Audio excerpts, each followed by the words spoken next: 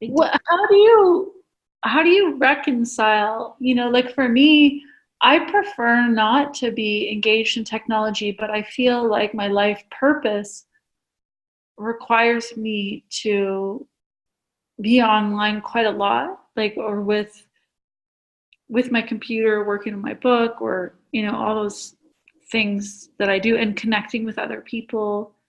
So, do Yeah. you even struggle with that? Because you must need to spend a lot of time on the computer. Yeah, it's a really good question. And it is a choice. So you can decide. We're all souls with free will at this point, and we can decide I'm going to go and live off grid, and I'm going to live that simple life. And I'm not going to deal with technology as much as I can avoid it, and I'm going to live off the land. That's a valid choice. We all have that choice, most of us anyway, at any time. Or you can go, okay, I'm going to choose a different path. I'm going to walk into the fray, into the mess of the technological world, and I'm going to manage it. And maybe that's part of your soul evolution and development in a different way. So there's no right or wrong, and there's certainly no perfection in this world. There's no perfect, simple life anymore, living off the land. And there's certainly no perfect way of living in this mainstream world with technology, because you are going in and you're coming out again. So I manage it that way. I go in for a purpose and I get out. And when I get out, I find my equilibrium again.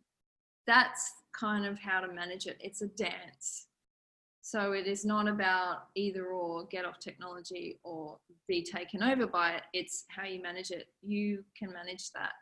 And there are detriments to doing that, but you can handle it. You work with your own energy and you come back to your center afterwards. So I definitely use technology way less than I used to. Way, way, way less. But I still have, especially when I'm connected to Wi-Fi, I still have the tendency to check my phone too many times a day. I don't play games or anything, but messages and connections with people, that's really what connects me to my phone.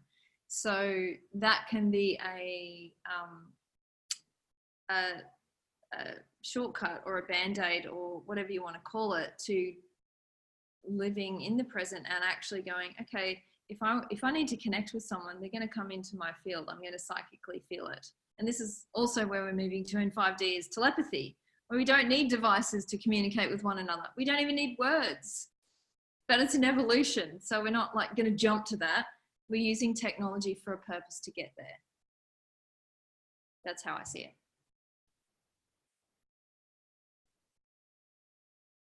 Okay, so you've mentioned two forms of infiltration.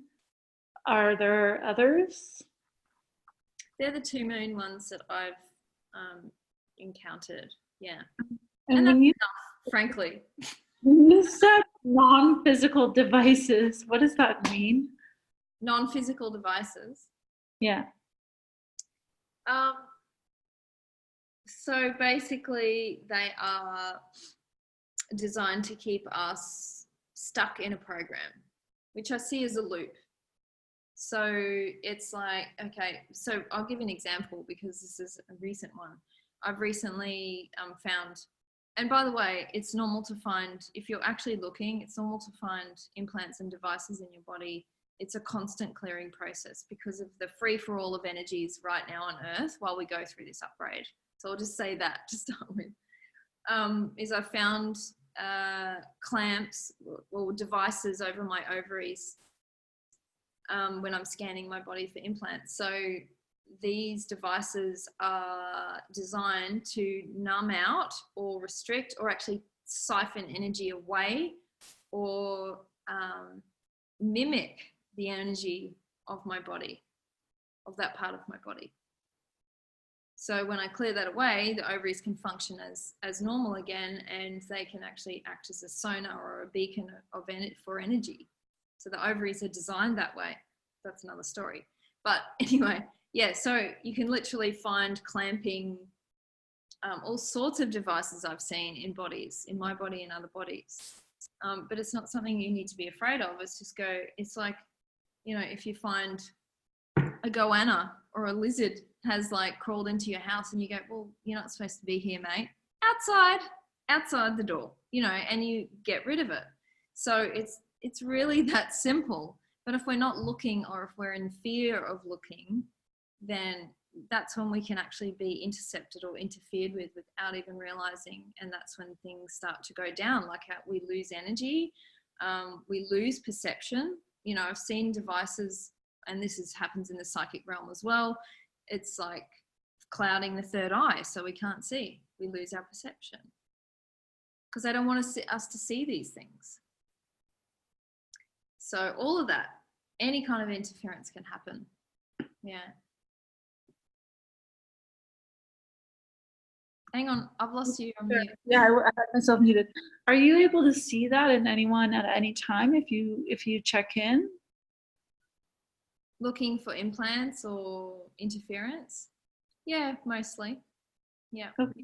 But it's How can someone develop that ability to see or perceive those things? practice and desire. How did you discover that ability to see those things? Well, we all have this ability. All of us have this ability, but many people don't have the willingness to see. They actually don't want to. They want to see their controlled little world, and that's all they can cope with. So they don't see anymore. If they wanted to see, they could. I'm not anything special. And that, you know, like there's plenty of people who can see. They're not special. They just want to see. And then they hone that skill. It is a skill. So practice, and, you know, when you do see something new that you haven't seen before in someone's field, it can actually scare you because you go, oh my God, I don't know how to deal with that. Or what is that? You haven't seen that before. But then you work with it and you know how to deal with it and you move on. So there are people who are skilled in this because they've made it their job or their work to do that. So we all have that ability. And then how do you remove it? First of all, once any of these things are seen, they lose power. So again, our willingness to see the truth, means a lot. So that instantly weakens anything that is in your field that's not meant to be there. Once it is seen, then you need to fire up, like I said. You need to find your center. Sometimes you need to identify the wound. That's not always the case. You know, if you've let something come into your field because, you know, you have a lack of self-worth, or you haven't forgiven yourself for something, whatever it is, then something that needs to be identified, and there may be emotion attached to that. Or it can simply be emotionless, as in something's come into my field, it's not supposed to be there. I'm saying no, leave now. You do not have my permission to be there. See, what's happening as our fields expand is that our fields are expanding, and in that process, it's basically like a child growing up. When a child is growing up physically, they're vulnerable in a sense because their body's stretching. And so that's what's happening to all of us now. Our fields are expanding, and in that process, there are blind spots. Oh, I can't see this and I can't see that. And in those blind spots, that's when some of these devices and implants can come in. So once we expand our perception and we can see them, they can go away. Tell them to leave. Because I can see you now, my consciousness has expanded.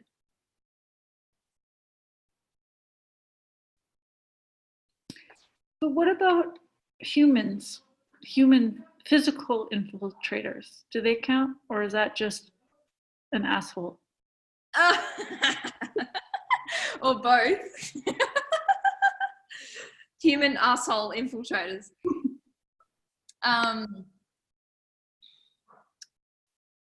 In the purity of the human form, and this is what I believe, you know, that there is a purity in all humans, no matter how much of an asshole or how much they are being infiltrated or taken over. However, that purity can be removed and taken over by a lower vibrational frequency and then that body becomes controlled by something else.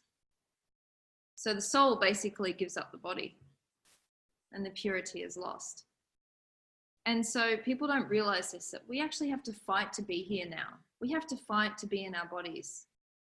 We have to fight for our souls. And when I say fight, I don't mean fight anyone. I mean stand for something with conviction. And that's something as a race we haven't had to do in this way before, because this is sovereignty. And this is moving from water to fire. It's like, this is it. Fire up or die. Or give up your body, same thing. So yes, there are people around who are in takeover process and people who've given up their souls, and they're not always perceptible assholes either. They can be extremely likable people. Please remember that. And what would be their agenda? Like, what would be their motive if they were interacting with you? A likable person? Yeah, good question. So a likable person. So these beings that are taking over bodies, they're very clever. So they know how to be ingratiating. They know how to be liked. They know how to say the right things. And what they do, the way they operate, is at the third dimensional consciousness, which is the ego. So that's how they get to you and get control of you and take your energy, is through your ego. If you go, oh, this person's giving me a compliment. Oh, I feel good about myself. Because underneath that, I don't feel good about myself. So I need this compliment. That's how they work. It's a wound. So we are completely immune to any of this stuff if we move beyond the wounds of the ego. Not to remove the ego, but to heal the wounds of the ego. Because the ego is still necessary to have an identity. You know? So an identity which won't go into that definition, but it's not necessarily the identity that we think it is. So it's basically going, well, I have a body, it looks like this, I own it. That's having an identity. Otherwise you wouldn't have a body at all, you'd just be part of universal consciousness. So yeah, that's the agenda, is to take control and get attention. So if you imagine, you know, someone comes into the room, they're really ingratiating, they're lovely people, and they hook into the ones who are wanting validation or wanting attention, because that's what they want. So it's like for like. Once they get your attention, they can get your energy. Awesome. That's how they feed. That's how energy works. So what would be the difference? Like, because in a way that just sounds like an unevolved human. Like, how do you tell the difference between just an unevolved human who's operating from ego and really that 3D consciousness, and a human who's already been taken over and their soul is not there and they are trying to feed on your energy? Or is that the same thing? It is the same thing, but there's levels of takeover. So there's many people who function, you know, as I said before, in order for us to stay in this 3D level of consciousness, we've had viruses that keep us from ascending and elevating our consciousness. So the level of infection in a person is really what you're looking at, or what you're asking. So it's like like how much is this person conditioned? Yeah, how much are they conditioned by the program, by the universal 3D program of separation? Because, so for example, like back in the day, before I went through my awakening process, I was still pretty aware, but I was really business focused, money making focused, and there was a lot of fear driving me in that. And so the way I behaved with others was with that agenda. Yeah. And just recently, I've been working at this yoga studio where the owner, she pays really low per class, and so I only agreed to work there with the intention that I could promote my other stuff and meet people. And she agreed to that. But once I started working there, every interaction I had with her, she seemed really angry and stressed. And she was basically saying, like, you can only promote things if you're promoting things that are within the company, and I'm going to take a percentage of everything. And like, it was all super controlling. And it's like she could not create a win for me in the situation. It was always about, well, I worked so hard to get these people here, and I have all these bills, and so anyway, but even her energy, like, I went to one of her classes and I felt like this dark energy all around me, and I was like, oh my God, like, I spent the entire yoga class just like trying to ward off these energies. And then afterwards I was exhausted for like 4 hours. So for me, when I look at her, I see so much of myself from what I was before in her. And I don't see an ill intent in her necessarily. I just see she's like really caught up in these fear-based ideas, and she's living out of this stress. But I'm wondering, is she taken over and like soulless and harmful, or is she just an unevolved human? Yeah, okay, so this goes into the realm of looking at people's energetic constitution and what sort of being they are. Because a light being who has light at the center core of their energy field may have lots of darkness around it and programs and whatever you want to call it.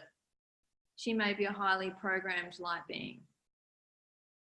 Then there Which are other... That's what I feel I was before. Yes. Now I'm a less programmed light being. Yeah. Well, that's what we're all aiming for, because all light beings are programmed on Earth, let's face it. And so then there's other beings who are of a different energetic constitution and do not have light at their core. And they're the ones who have a more sinister agenda. And they can masquerade as humans in human form. So their agenda basically is very low level, getting energy, like a reptilian type consciousness, which is, I just need to survive and I'll do anything to live off other people or whatever. Whereas the light beings, they want soul evolution and are having some level of awareness around that. And I'm not saying that reptilian or low vibrational frequencies don't have somewhere in them a desire to evolve, because they do. It's more how they try to get it. They try to get there without doing the work through other people instead. Yeah. This might not be appropriate, but if it is, could you just tune in briefly to that person and see what you think she is? Does she have light at her core or not? I think we should do that after we stop recording, maybe. Okay. I don't want to do that. We can put it in the comments. Yeah. I'm curious. I'm really curious because this experience has been very confounding for me. Mm-hmm. It's been months of trying to negotiate with this woman to create a win-win, and there's just no willingness on her part. So you can look at it really simply. Is this woman in your frequency or not? No. There's your answer. Therefore, you will never get what you need from that interaction in terms of what you're wanting to create, I mean. So this is where we must become more aware of energy, because it's very easy to, partner up with a mismatch and then expect stuff to happen, and it doesn't happen, and all you get is barriers and obstacles. And that's why it's really that simple. We are designed to create with people of our own frequency now. The weird part, though, the confusing part was just the students, like the students in that studio, every class were just so grateful that I was there, and they were just, every class I'd be flooded with, oh my God, I'm so glad you're here. When are you teaching again? Yeah. So that was what kept me wanting to go back. So there was a benefit. It's a cost benefit, as well as looking at, is that as much as she can handle now, and is she pushing you out? Is she pushing your energy out? Because you need to actually move on to other things. Right. Yeah. So it can be that. It's like this, you've developed from the experience, and now it's time to move. Well, I feel for me, what I've realized from the experience is that I no longer want to create situations where I'm giving and not receiving. Mm-hmm.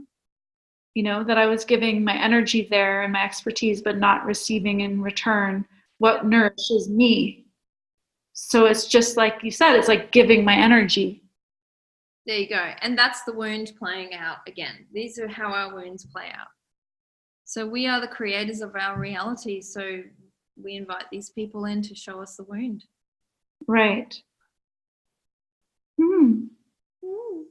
Wow.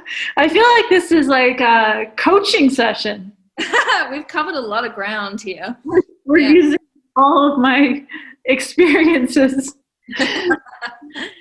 helping me make sense of my life. Yeah. Well, those that are watching, it would be super awesome to hear your experiences and to put in the comments the things that you're experiencing so that Nat can perceive those through her lens and we can all learn together. And because really we're walking through the dark, we're making sense of things, and we're becoming more aware of things as we go. I mean, I'm way more aware of whole other realities than I was a year ago. Yeah. A year ago I wasn't channeling. A year ago I wasn't aware that I'm a star seed.